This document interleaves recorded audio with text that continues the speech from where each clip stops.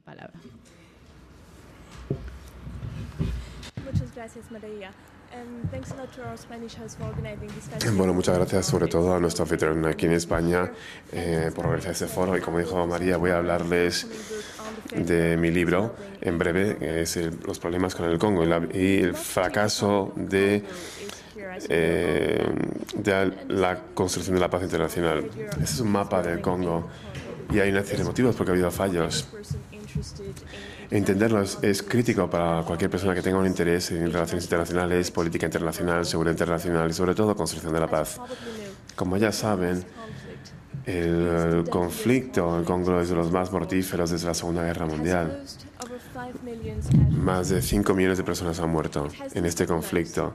Ha desestabilizado gran parte de África Central y del Sur en los últimos 12 años y sigue siendo la crisis humanitaria más importante del mundo. La participación internacional ha fracasado también. El Congo tiene la misión de paz más cara y más larga del mundo. No más larga, pero más cara y más numerosa. También está participada por una misión de la paz de la Unión Europea. Son todos una serie de... Son todos señores de la guerra del Congo. La transición de la paz, de la guerra a la paz y democracia, hubo una gran influencia exterior para conseguirla. En el 2006, cuando el Congo celebró sus elecciones, los hombres de Kabila llegaron al poder y muchos esperaban que sería el fin de la violencia, que por fin era el fin de la violencia en la región. Los observadores internacionales, los políticos, todos, a bombo y platillo, hablaban del éxito de estas elecciones y como por fin un éxito en la intervención internacional en un Estado que había fracasado. Y aún así, como ustedes saben, más de mil civiles mueren todos los días. La población se ve desplazada, violación de los derechos humanos todos los días. Y en los últimos 2 o 3 años continúa la lucha en las provincias de Kibuz, en el norte, en el centro, y las provincias del norte, del oeste, quiero decir, vuelven a amenazar con una guerra civil y además llevar a más allá de sus fronteras. Bien, ¿por qué fracasó entonces esos esfuerzos internacionales en crear una paz duradera en el Congo? Pues responder a esta pregunta es importante, no solo para entender cómo acabar con la violencia en África Central, pero también para responder a una serie de preguntas en cuanto a política y políticas de gran importancia a nivel académico. Por ejemplo, ¿por qué 20% de los conflictos que acaban en acuerdos de paz negociados acaban en guerra a pocos años? ¿Y por qué las intervenciones internacionales fracasan con frecuencia y no consiguen mantener la paz o alcanzar una paz duradera? Trabajos muy recientes en la política comparada sugieren una serie de respuestas. La continuación de la violencia para atraer o conseguir una paz, o implantar una paz, por lo menos a un nivel local. Y me refiero aquí a las familias, los individuos, el clan, el municipio, la comunidad, un distrito y a veces incluso a un nivel de grupo étnico. ¿Por qué entonces las partes que intervienen ignoran las causas, las raíces locales del fracaso en un proceso de paz? Y en el Congo, ¿por qué las fuerzas exteriores consiguieron conseguir una paz a nivel internacional y a nivel nacional, pero no a un nivel subnacional? Pues un análisis político y académico no brinda respuestas a este planteamiento, a esta pregunta. Realmente hay pocos estudios de las precondiciones locales que nos hablen de un acuerdo de paz.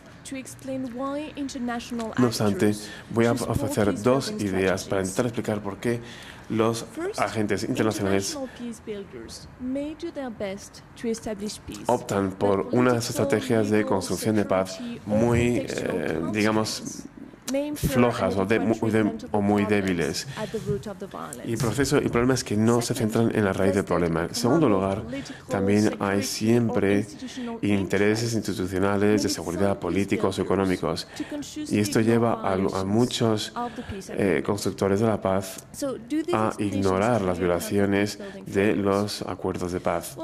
Esto explica, por tanto, el fracaso de la paz en el Congo. Pues claro, en el Congo, por supuesto que los intereses sí son relevantes, pero aún más importante es la cultura de la construcción de la paz que domina de formas en que se evitan actuaciones directas en lo que es la violencia local. Estoy de acuerdo con la investigación que se ha hecho en muchos estudios que se han hecho en las Naciones Unidas y otras ONGs. Todas estas comparten una serie de ideologías, normas, rituales, asociaciones, definiciones, paradigmas y además de procedimientos operativos estándares. Esta cultura común tiene una influencia clave en las partes intervinientes para entender las causas de la violencia, así como el papel que pueden jugar para conseguir una paz. En mi investigación he descubierto que el paradigma de la paz liberal solo era uno de los muchos elementos de esta cultura de construcción de paz. Otros elementos claves que tienen influencia que tuvieron una influencia en la intervención internacional en la estrategia no eran parte del paradigma de la paz liberal, con muchas fuentes: la política internacional, la cultura interna de las organizaciones internacionales y también lo que se llama el campo de la construcción de la paz, que comprende los distintos agentes y organizaciones que trabajan dentro de un entorno de guerra y posguerra. Esta cultura de construcción de paz hace que se ignoren los microniveles de tensiones que muchas veces acaban con unos acuerdos a macronivel. Y en cuanto al Congo, la presencia de esta cultura de construcción de la paz explica por qué la intervención masiva de las fuerzas de paz aún no han conseguido enfocarse en un conflicto que aún continúa. En esta presentación voy a hablar brevemente de este argumento y, por supuesto, estaré abierta a responder a vuestras preguntas. Voy a hablarles, por tanto, voy a hablarles brevemente de mi metodología de investigación. A continuación voy a hablarles de cómo se entiende, cuál es la corriente principal y cómo se entiende el conflicto en el Congo. Y también voy a intentar identificar los elementos culturales que dominan en este planteamiento o entendimiento general del Congo. Después voy a hablar de cómo los agentes internacionales han planteado la violencia en este país y los elementos culturales que han formado esa estrategia de intervención. Voy a ofrecer otro análisis de la violencia en el Congo, un análisis que se centra más bien en causas de abajo arriba, no de arriba abajo. Y finalmente quiero explicarles por qué los esfuerzos internacionales para promover este análisis de abajo arriba y una resolución o estrategia de resolución de abajo arriba no ha convencido a los agentes internacionales para que revisen su estrategia de forma que puedan tener en cuenta el papel clave que juega el conflicto a nivel local.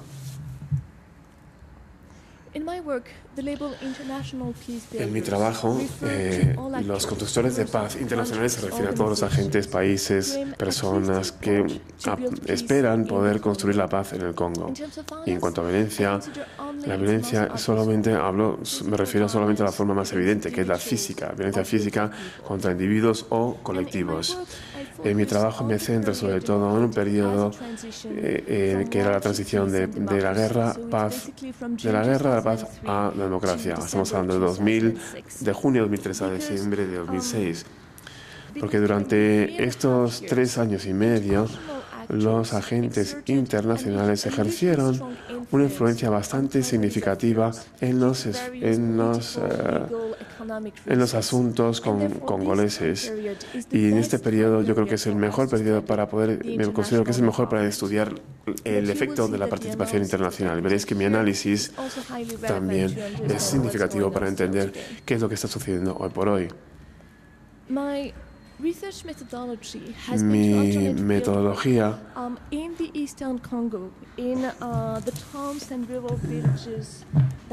es una forma alterna, es trabajo de campo realmente, que tiene un plano del Congo. Esa es la zona la zona donde he estado trabajando. Y mi trabajo de campo aquí en estas aldeas eran y también había entrevistas en Kinshasa, así como en París, Nueva York y Pretoria y Bruselas también, por supuesto. Y en este diseño me permitió contrastar mis observaciones de primera línea, es decir, sobre el terreno del Congo, con los datos que mostraban cómo los diplomáticos y los conductores de la paz internacionales con sedes en las capitales de sus respectivos países percibían la situación del Congo, del este del Congo. En cuanto a datos, tengo tres fuentes. Primero, observaciones de campo que hice durante visitas de 2001 y 2007. Entre el 2001 y 2007, 330 entrevistas que hice con distintas personalidades del Congo, políticos, militares, policías, víctimas de la violencia, diplomáticos extranjeros, y también personal internacional de ONGs, observadores extranjeros en el Congo, pero también en Francia, Bélgica, Estados Unidos y Sudáfrica. Y finalmente también sobre un análisis de los documentos, es decir, documentos de políticas, fuentes confidenciales, ONGs, informes de las Naciones Unidas y otras fuentes. ¿Cómo entienden los agentes internacionales la continuación del conflicto en el Congo? El primer elemento cultural que me gustaría presentarles es que las Naciones Unidas, el personal de las Naciones Unidas y otros diplomáticos están formados para analizar los conflictos de una perspectiva de arriba abajo. Así que en Congo identificaron las tensiones regionales y nacionales como las raíces de una continuación de la violencia en las provincias del este. Y cuando digo tensión regional me refiero a los grandes lagos: Ruanda, Uganda, Burundi y Congo. Así que esta es la imagen que es lo que ellos se planteaban. La primera guerra del Congo empezó en 1996, la segunda en el 98. Durante esas guerras, los constructores de la paz, la violencia fue provocada por los 14 ejércitos extranjeros que estaban en el territorio congolés y además 3 grupos rebeldes congoleños. Además, en el 2003, que se alcanzó la paz a nivel nacional y regional, y las tropas extranjeras se retiraron del Congo.